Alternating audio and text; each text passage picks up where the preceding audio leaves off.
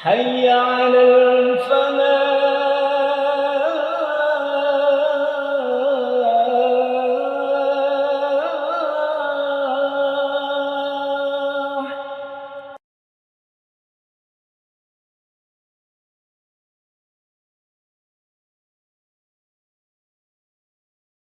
Assalamualaikum warahmatullahi wabarakatuh.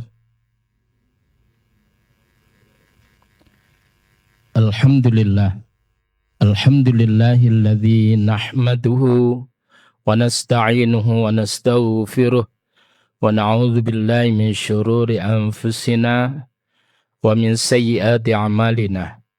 May yahdihillahu fala mudilla lahu wa may yudlilhu fala hadiyalah. Asyhadu an la ilaha illallah wahdahu la syarika lah wa asyhadu anna Muhammadan abduhu wa rasuluhu la nabiyya ba'da. Rabbi shrah li sadri wa yassir li amri wahlul 'uqdatam min lisani yafqahu qawli. Amma ba'du. Para jamaah sekalian rahimani wa rahimakumullah. Mari kita awali kajian pada pagi hari ini dengan bacaan basmalah. Bismillahirrahmanirrahim.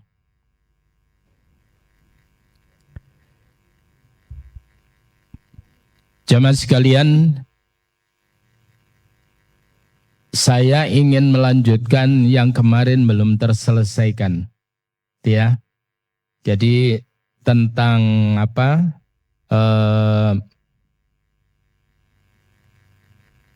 Sesuatu yang bisa memasukkan seseorang ke surga sesuai dengan pertanyaan daripada Mu'adz bin Jabal.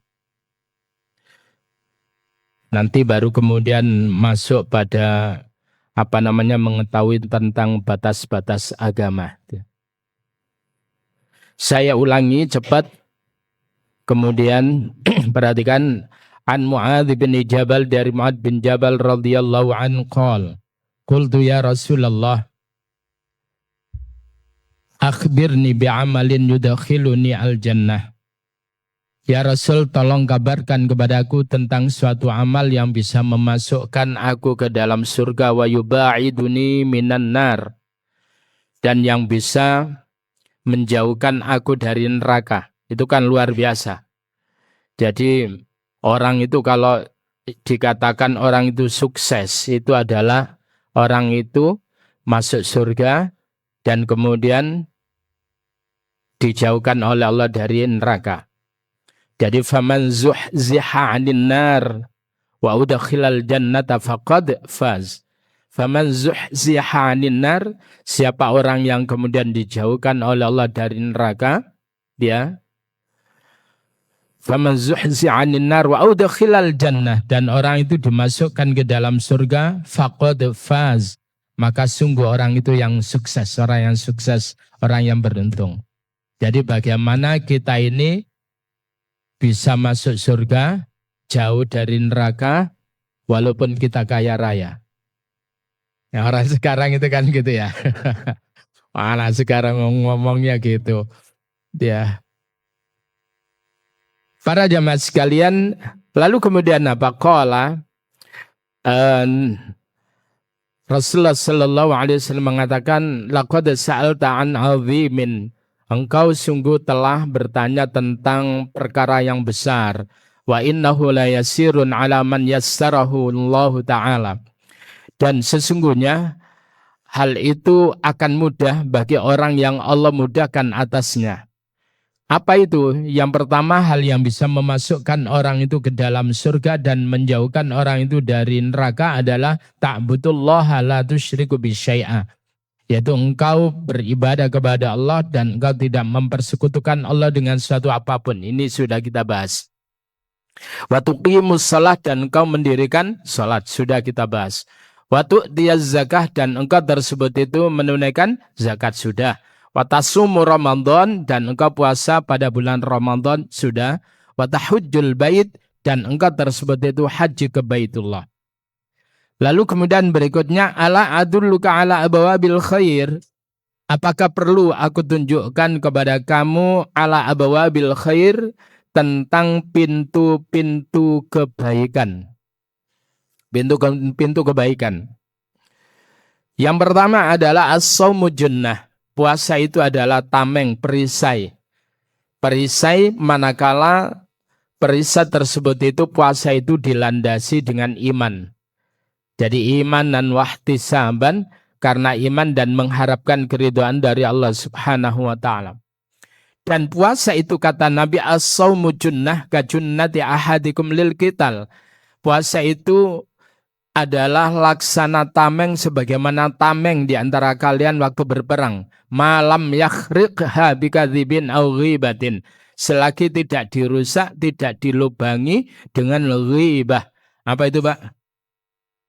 Ya, bikadzibin dengan dusta aw ghibatin atau ghibah, ngerasani. Nah, orang sekarang kalau ngerasani itu kan tuntas, Pak. Sampai tamat itu sudah. Itu kalau sudah ngerasani apalagi itu di sosial media itu. Masya Allah. Bahasanya lekoh itu. Fasih. Tuntas itu kalau ngerasain orang itu.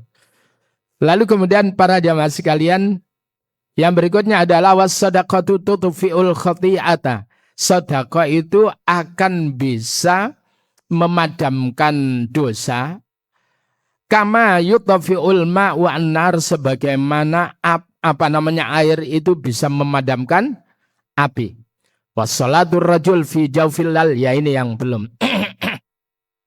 Wassalatur rajul fi jawfil lail, dan salatnya seseorang fi jawfil lail, pada jauf itu lambung, yaitu pada pertengahan malam itu kemudian Rasulullah sallallahu alaihi wasallam membaca surah As-Sajdah, tatajafa junubuhum 'anil madaji'i yad'una rabbahum khaufan wa tam'an wa mimma razaqnahum yunfiqun fala ta'lamu nafsum ma ukhfiya lahum min qurrati a'yun jazaa'an bima kanu ya'malun.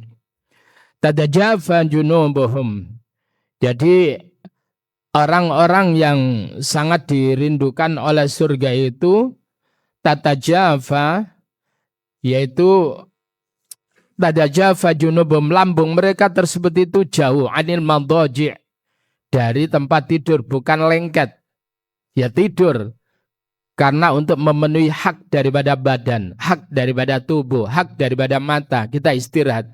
Tetapi kemudian tidak tidur terus menerus. Jadi lambung mereka itu adalah jauh dari tempat tidur. Kita sama Nabi itu bedanya kan sedikit, Pak. Jadi kalau Nabi itu tidurnya sedikit, kalau kita sedikit-sedikit. Nah, bedanya cuma apa? Sedikit. Kalau Nabi itu adalah sedikit-sedikit zikir. Kalau kita sedikit berzikir. Kalau Nabi itu sedikit-sedikit sedekah. Kalau kita wis ngono kemudian ngomongnya gini, yang penting kan ikhlas Mas yo. Nah coba, wis sedikit-sedikit apa wis sedikit ngomongnya gitu lagi. Nah. Tapi kalau makan, Nabi itu sedikit makan, tapi kalau kita sedikit-sedikit, bedanya cuman sedikit, tidak banyak, cuman sedikit. Nah, para jamaah sekalian, coba kita perhatikan di dalam surah As-Sajdah dari mulai ayat yang ke-16 ya. Tatajafa junubuhum anil madaji', yaitu lambung mereka itu jauh dari tempat tidurnya.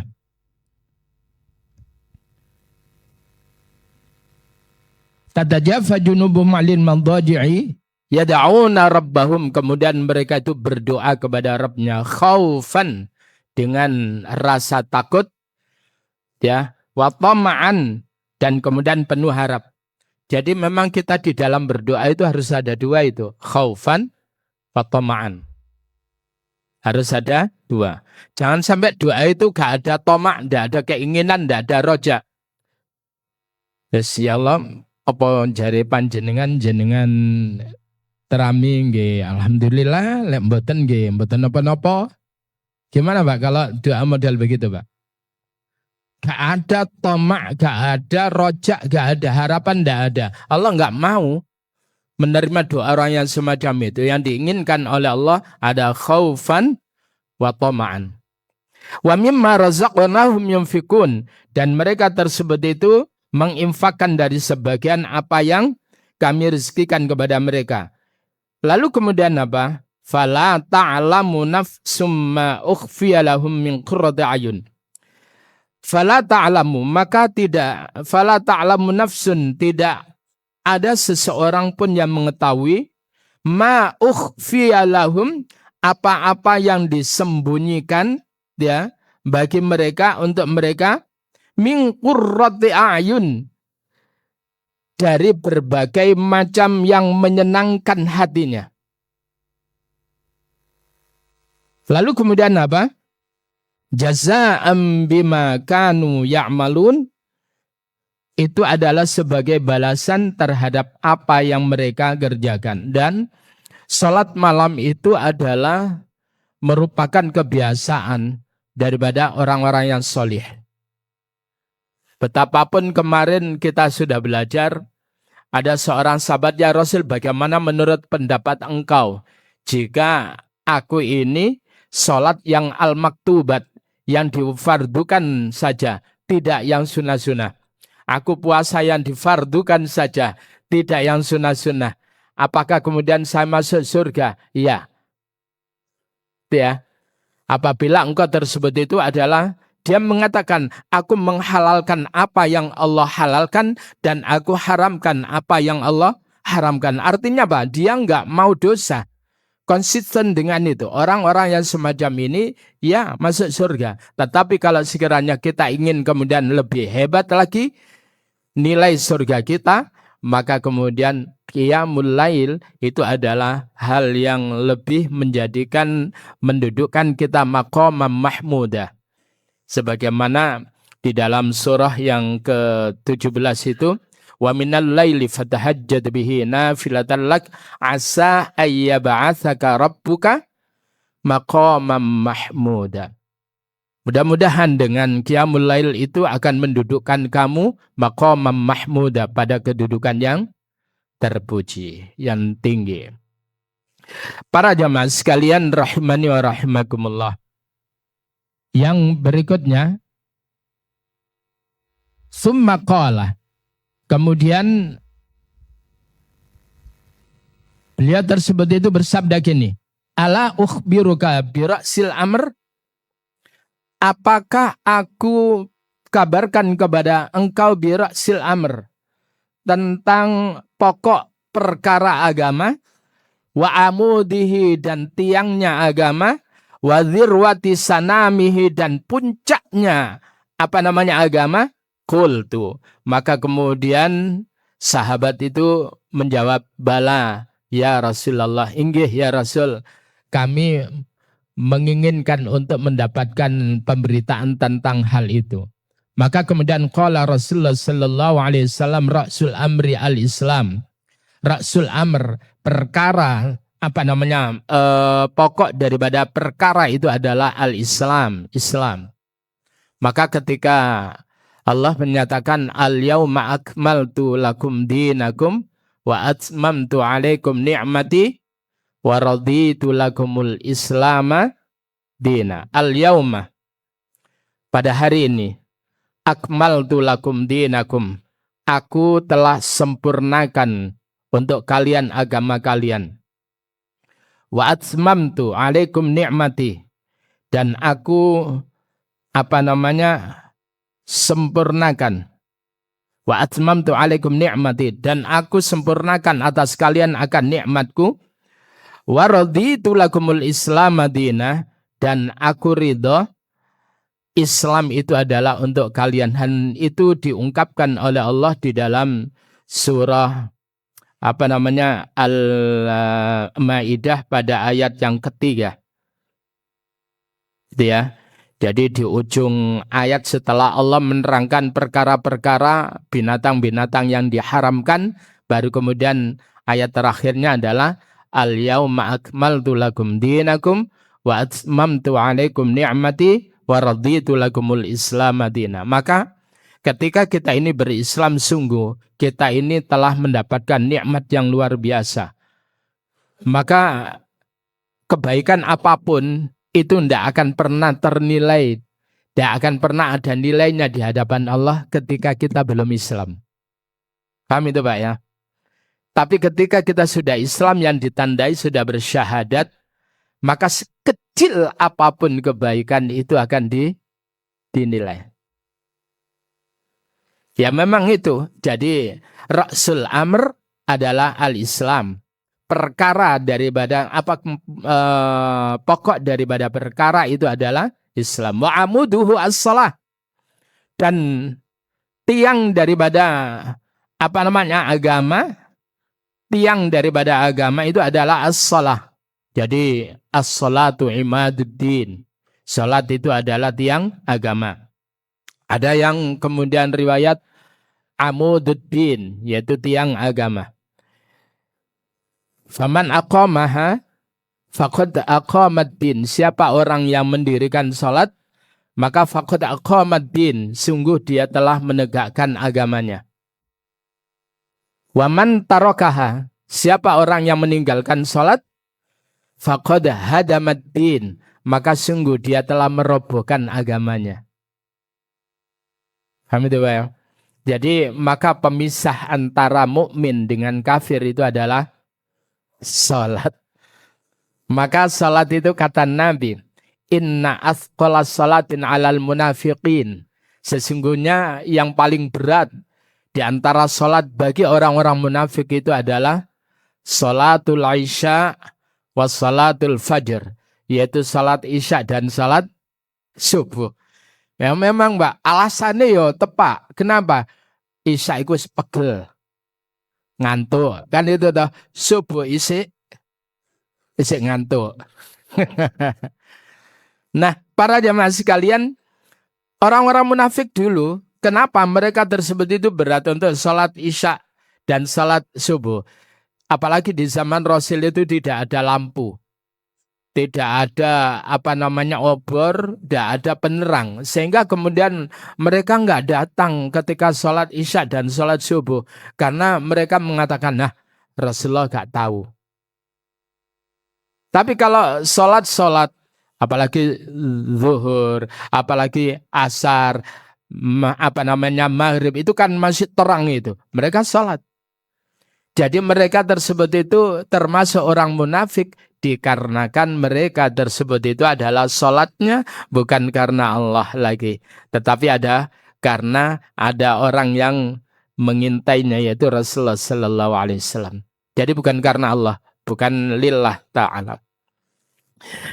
Yang kemudian jadi para jamaah sekalian, oleh karena itu anak-anak kita itu mengenai sholat itu harus benar-benar ditekankan. Bahkan ketika anak kita usia 7 tahun itu adalah kita muru auladakum bis-shalah. Perintahkan anak-anakmu untuk salat ketika anak-anakmu tersebut itu usia berapa? 7 tahun. Itu sudah diperintah lah. Sebelum itu katakan PAUD itu sudah mulai diajarkan, diperlihatkan gerakan orang-orang yang sholat itu. Jadi kalau ada anak kecil merengene ana wong sholat terus bapaknya ditumpai, ya memang begitu, itu anak kecil. Tapi wong kecil begitu, itu masalah Pak. Wong kecil beda dengan anak kecil itu ya. Jadi memang itulah mereka kemudian merasakan asyiknya. Oh, orang sholat itu asyik ya. Dintupai ngene ya menengai. Coba jenengan kalau sekiranya sholat, mari ini cucu jenengan itu kemudian numpai pas pakai celana jin, kan enak itu Pak. Pakai celana jin terus dipakai injakan dari punggungnya, waduh, kungi marino ngipatno. Maka pikiran anak itu bahwa orang yang sholat itu kejam. Paham itu ya? Maka kenapa Rasulullah Sallallahu Alaihi Wasallam ketika cucunya apa itu Hasan, apa itu Husain, ketika salah satunya tersebut itu naik di punggung Rasulullah ketika rukuk, maka Rasul itu tidak segera untuk i'tidal dikarenakan apa? Tidak ingin mengganggu nyamannya cucunya yang lagi naik di punggungnya. Coba begitu. Pernah sujud pun juga gitu. Sampai para sahabat itu bertanya setelah itu, ya Rasul, ada apakah itu? Ya, ternyata jawabannya adalah aku tidak ingin mengganggu nyamannya cucuku di dalam. Apakah kita sudah begitu, Pak? Gimana, Pak? Wong kadang marine cucunya diselentik itu. Enggak begitu. Nanti dia omongin, nah nanti enggak gitu. Nah ayo nanti sholat di sampingnya Kong. Gitu. Nah, ya memang gitu anak kecil, Pak. Anak kecil. Tapi leong kecil ngono ya selentian. Ya. Ke berikutnya. Lalu kemudian apa? Wadhirwatu sanami. Dan puncak daripada Islam itu adalah al-jihadu fisabilillah. Berjihad di jalan Allah Subhanahu wa taala. Itu luar biasa, Pak. Oleh karena itu orang yang berjihad di jalan Allah itu beda nilainya, Pak. Sehingga kemudian Allah Subhanahu wa taala sampai menyatakan beberapa kali dalam beberapa surat, wala tahsabannalladzina yuqatiluna fi sabilillahi amwata. Jadi jangan kalian tersebut itu mengira bahwasannya orang yang gugur di jalan Allah itu amwata, mereka adalah orang-orang yang mati, bal ahya'un 'inda rabbihim yurzaqun. Itu diungkapkan oleh Allah di dalam surah Ali Imran ayat 169 sampai ayat yang ke-171, Mbak. Wala tahsabannalladzina qutilu fi sabilillahi amwata. Jangan kamu benar-benar mengira bahwa orang-orang yang gugur di jalan Allah mereka itu adalah orang-orang yang mati. Enggak. Bal ahya'un. Tetapi mereka itu adalah hidup. Inda rabbihim, di sisi Rabbnya, yurzakun. Bahkan mereka itu diberi rizki, Pak. Langsung, Pak, dihidupkan dan dikasih rizki. Puncaknya itu, Pak. Kenapa? Menyerahkan dirinya di jalan Allah. Nah, berikutnya. Farihina bima atahumullahu min fadlih. Dan mereka tersebut itu girang, senang terhadap apa yang Allah berikan kepada mereka dari karunia-Nya, wa yastabshiruna billadzina lam yalhaqu bihim. Dan kemudian mereka tersebut itu adalah bergembira terhadap orang-orang yang masih berada di belakangnya. Kira-kira kalau sekiranya mereka diberi kesempatan untuk tampil lagi ke bumi. Ayo, enak kon nang ngene swarga, ayo wis budal. Lah aku durung rabi, wis budal. Itu yang jadi masalah ini, durung nikah ini. Lah kalau nikah aja takut, kemudian bagaimana berjihad di jalan Allah, rodo abot itu, Pak. Ya. Wa yastabshiruna billadzina lam yalhaqu bihim min khalfihim alla khaufun 'alaihim wala hum yahzanun. Tidak ada ketakutan atas mereka, wala hum yahzanun, dan tidak ada kesedihan bagi mereka. Bahkan kalimat berikutnya 171 apa, Pak? Yastabshiruna bi ni'matin minallahi wa fadlin, dan mereka tersebut itu girang, bergembira dengan apa? Dengan satu nikmat dari Allah, wa fadlin, dan karunia, wa annallaha la yudhi'u ajral mu'minin. Jadi di dalam surah yang ke-9, surah At-Taubah ayat 111, silakan dibuka. Maka kenapa ini dikatakan puncak itu? Jadi sampai Allah mengatakan innallaha ashtara minal mu'minin anfusahum. Sesungguhnya Allah tersebut itu menukar minal mu'minina dari orang-orang yang beriman. Apa yang ditukar, apa yang dibeli dari orang-orang beriman, anfusahum wa amwalahum bi anna lahumul jannah. Nah ini.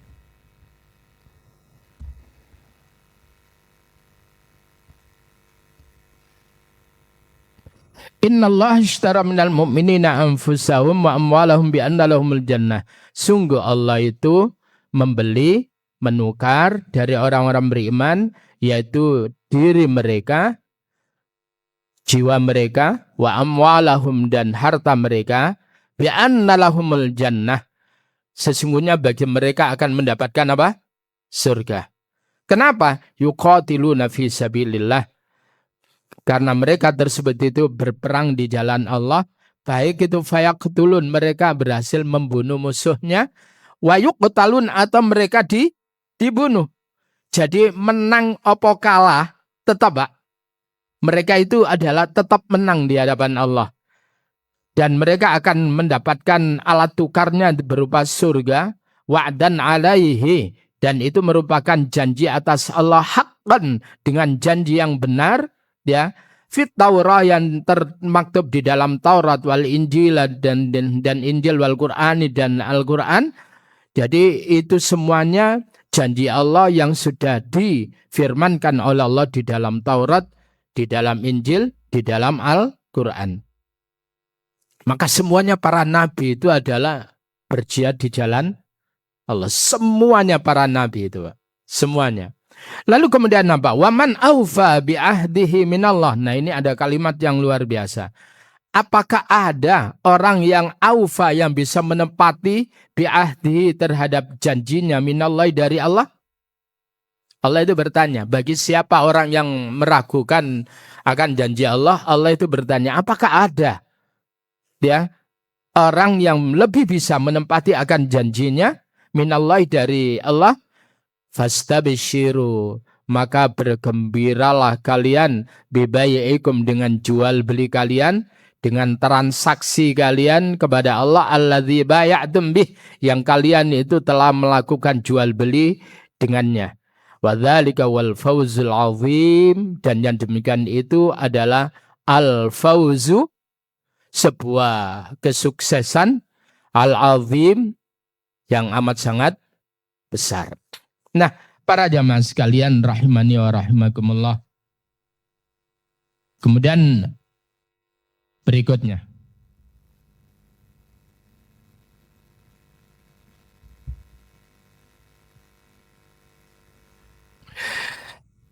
Summa qala, setelah menyebut jihad itu, bahkan tetapi orang yang thalabul ilm, gini yang kita lakukan ini thalabul ilm, itu disetarakan oleh Allah dengan orang yang berjihad di jalan Allah. Itu luar biasa itu. Jadi ini suatu kegiatan yang bukan kecil nilainya, tapi ini adalah besar. Karena dengan thalabul ilm, thalabun itu artinya menuntut ilmu. Jadi harus ada kesungguhan, jangan biarkan ngantuk. Namanya thalabul ilmi lah kok ngantuk. Ya. Maka beda dengan bahsul ilm. Bahsul ilm itu mencari ilmu. Tapi kalau thalabul ilm itu menuntut ilmu, ojo sampai ngantuk. Ngantuk dinikmati malah tambahnya. Nah, harus kalau ketika mencari ilmu. Sholat pun juga dilarang ngantuk. Ya, kapan itu ngantuk itu dilarang? Seperti nyetir dilarang ngantuk. Nah, itu. Jadi ada banyak kecelakaan itu karena apa? Karena ada istilahnya apa itu? Jadi karena ngantuk tidur kecil. Bahasanya tidur kecil ngantuk itu. Merocurot. Saknyuan tak? Marah-marah wis nyungsep nang ngene jurang itu. Oleh karena itu jangan ngantuk. Ya. Ngaji ngantuk itu salah pemahaman nantinya. Paham itu ya? Nah, oke berikutnya. Ala ukhbiruka, apakah perlu aku kabarkan kepada kamu bimila kidzalika kullih, hal yang bisa menguatkan menguatkan itu semuanya? Qultu, maka kemudian aku sahabat mengatakan, bala ya Rasulullah, enggak ya Rasul, aku pingin tahu apa hal yang bisa menguatkan itu semuanya. Fa'akhadha, maka kemudian Rasul itu memegang bilisani dengan lisannya. Cekal Pak, lidahnya ini dipegang. Dia, kuffa alaika hadha. Kuffa alaika hadha. Cegahlah ini, jogoan lisanmu itu. Coba ya. Jadi kuffa alaika hadha. Tahanlah, cegahlah lisanmu ini. Karena salamatul insan fi hifdzil lisan. Keselamatan manusia itu adalah terkait dengan kemampuan menjaga lisan. Oh, lisannya los-losan itu ya sudah bengep semuanya. Ya. Untuk saat ini kenapa sih rakyat marah? Karena lisan para pejabat itu nggak terjaga. Los-losan. Coba. Saya tuh kalau membaca ngerungok notak itu iki arek TK apa siapa sih yang ngomong itu? Kenapa?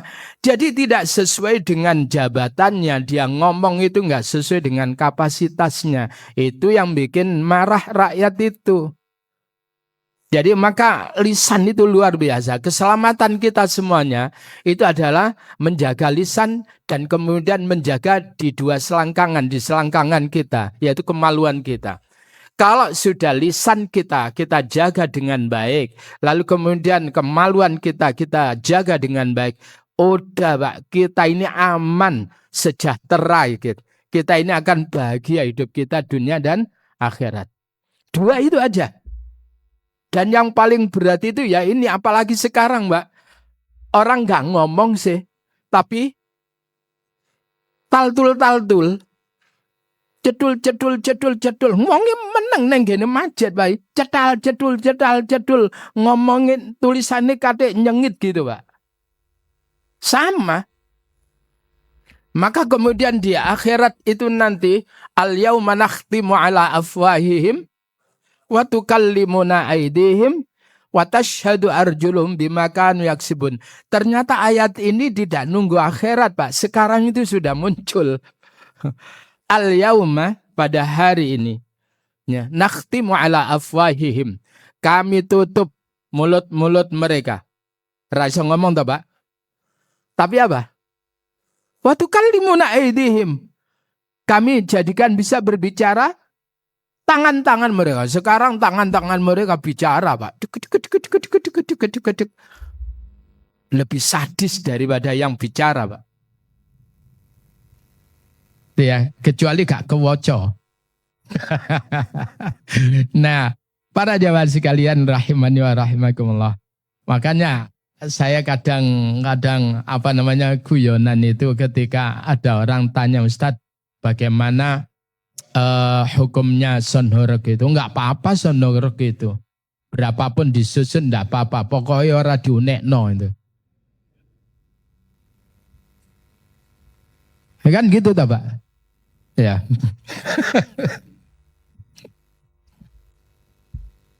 Lalu kemudian apa?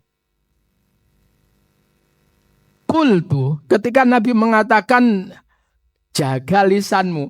Waduh, itu Pak. Maka kemudian sampai kemudian sahabat itu mengatakan, ya Nabi Allah, wahai Nabi Allah, wa inna lamu'akhaduna bima natakallamu bih. Ya Rasul, apakah kami itu disiksa dikarenakan apa yang kami bicarakan? Faqala. Ya, Nabi itu mengatakan, sakilatka ummuka ya Mu'ad. Jadi sampai Nabi itu, celaka kamu, ibumu kehilangan kamu wahai Mu'ad. Iki bahasanya itu ngeyel wae itu ya. Jadi Iya. Bagaimana mungkin kemudian orang itu tidak disiksa karena apa pembicaraannya? Kalau pembicaraannya tersebut itu adalah menyakitkan orang lain, maka kemudian kata Nabi itu al-muslim man salimal muslimuna min lisanihi wa yadihi. Orang muslim sejati itu adalah orang lain itu terselamatkan dari bahaya lisan dan tangannya. Udah, itu adalah cukup menjadi dalil ketika kita berbicara yang kemudian menyakitkan orang lain, maka karena pembicaraan itu kemudian kita ini diazab oleh Allah Subhanahu wa taala. Sampai kemudian kita ini datang meminta maaf kepada orang itu dan bertaubat kepada Allah. Nah, para jamaah sekalian rahimani wa rahimakumullah, berikutnya. Wa hal yakubbun nasa finnar ala wujuhihim. Ya, beliau kemudian mengatakan wahal yakubun nasa finnari ala wujuhim, apakah ya tidakkah manusia tersebut itu yakubun nas, tidaklah manusia tersebut itu akan disungkurkan finnari ke dalam neraka ala wujuhim, atas wajah-wajah mereka. Artinya nanti manusia itu ketika masuk neraka itu kemudian sudah dibelenggu sab'una dzira'an faslukuh itu ya, dengan 70 belengguan. Jadi 70 dzira', Pak. 70 dzira' itu kira-kira ya 35 meteran itu ya.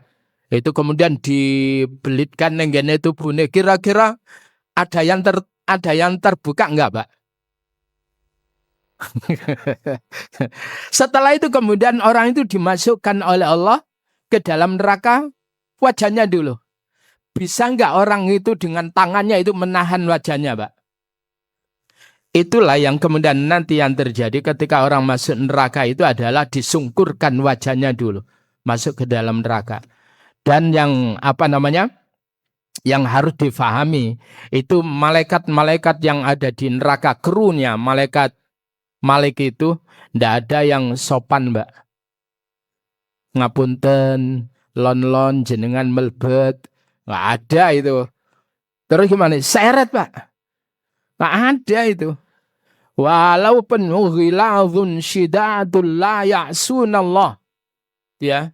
Jadi kalau kita lihat di dalam surah At-Tahrim itu, ya ayyuhalladzina amanu qu anfusakum wa ahlikum nar wa quduhan nasu wal hijarah 'alaiha malaikah, atasnya malaikat ghilazun syidadun, keweras, kasar, Pak. Nggak ada yang kemudian kayak di surga itu krunya malaikat Ridwan. Enak, Pak. Salamun alaikum tibtum fadkhuluha khalidin. Enak, Pak. Ini enggak, di neraka beda. Kasar. Keras. Kenapa? Dulu mereka juga begitu tampilannya waktu di dunia.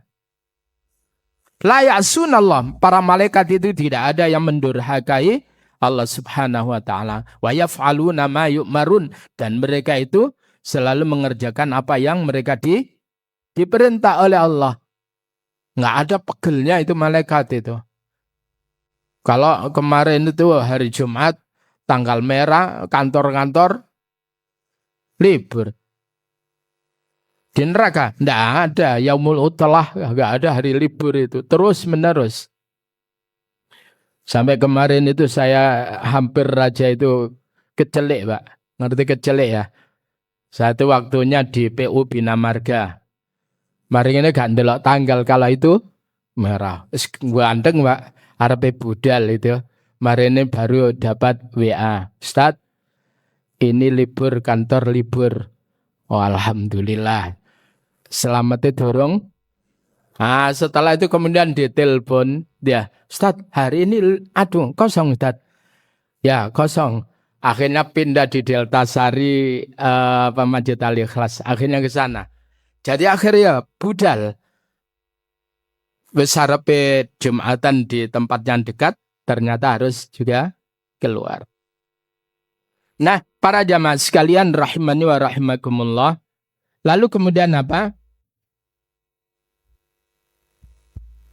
Jadi ala manakhirihim illa hasaidu alsinatihim. Begitu juga kemudian jadi mereka ditelungkumkan ke atas wajah mereka dan atas hidung mereka illa hasaidu alsinatihim, yaitu dikarenakan hasil ucapan lisan mereka. Tadi Pak. Jadi orang mestinya wong iki api tapi mari ngene tekor dengan apa? Dengan perbuatannya tadi yang banyak menyakiti orang. Oleh karena itu ada orang itu membawa dengan berbagai macam amalnya, gitu ya. Setelah itu kemudian mereka dikatakan orang yang apa? Orang yang merugi. Ketika kemudian ada derunal muflis, ketika Rasul itu bertanya kepada sahabat, tahukah kamu orang yang muflis itu, orang yang bangkrut itu? Ya, yang bangkrut itu ya Rasul, sing dagang orang bati, tapi malah torok itu, iya, bukan itu. Tapi al-muflis itu adalah orang yang datang kepada Allah dengan amalnya, dengan sholatnya, dengan puasanya, dengan macam-macamnya itu. Tapi setelah itu kemudian mereka banyak yang menagih. Dikarenakan dia menyakiti oranglah, pernah menumpahkan darah oranglah yang bukan perkara hak dan sebagainya. Itu lalu kemudian banyak yang nagih, dan akhirnya kemudian habis kebaikannya, masih ada yang nagih lagi, maka keburukan orang itu ditimpakan kepada orang ini. Lawis torok toh Pak. Ya wis gak ono apa-apa nih kebaikan ndak ono, malah diblegi dengan. Nah, itu adalah al-muflis. Ojo jenengno anak sampean muflis. Koyok-koyok enak di telinga, Pak. Muflis. Ya kan koyok enak itu, Pak.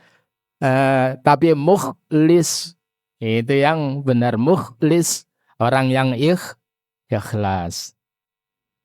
Nah, para jamaah sekalian rahimani wa rahimakumullah, itu tadi adalah kelanjutan dari penjelasan kemarin yang belum tuntas. Nah, sekarang saya tambahkan dikit aja tentang apa?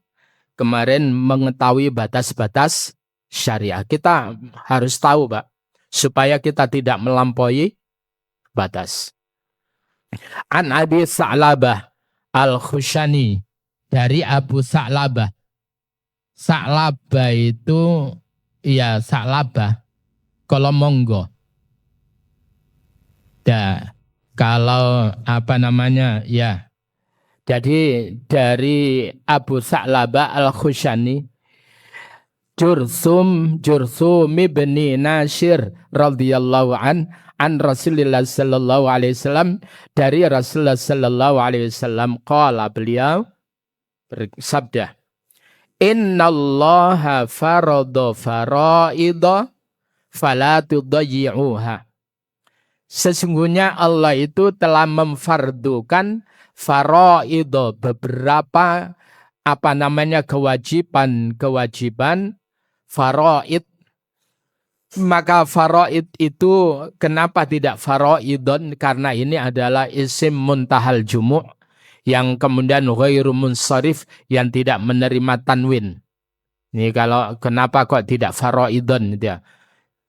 Jadi itu adalah isim ghairu munsharif. Kenapa? Karena itu adalah sighah muntahal jumu'. Bagi yang pernah belajar nahwu itu ya. Innallaha farada faraida, sesungguhnya Allah tersebut itu memfardukan mewajibkan faraida, beberapa kewajiban, fala tudayyi'uha, maka janganlah kalian itu menyia-nyiakannya, yaitu jangan kalian meninggalkannya. Hal yang difardukan lakukan. Ya. Jadi lebih-lebih yang fardu ain, Mbak. Yang fardu ain. Lalu kemudian apa? Wa hadda hududan.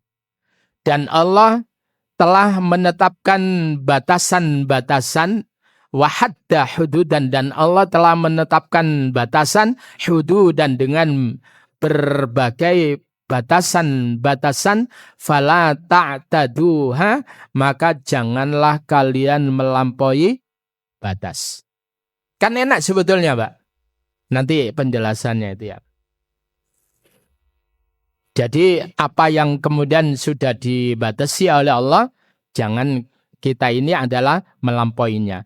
Wa harrama asya'a, dan Allah itu mengharamkan asya'a, jamak daripada syai'. Kalau syai'an itu adalah, itu baru kemudian menjadi apa namanya, maf'ul. Tapi kalau ini juga maf'ul tapi adalah bukan asya'an, karena ini lagi-lagi adalah isim ghairu munsharif.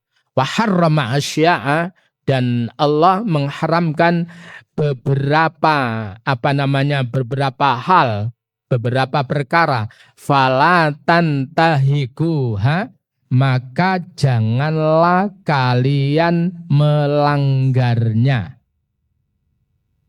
Itu Pak ya.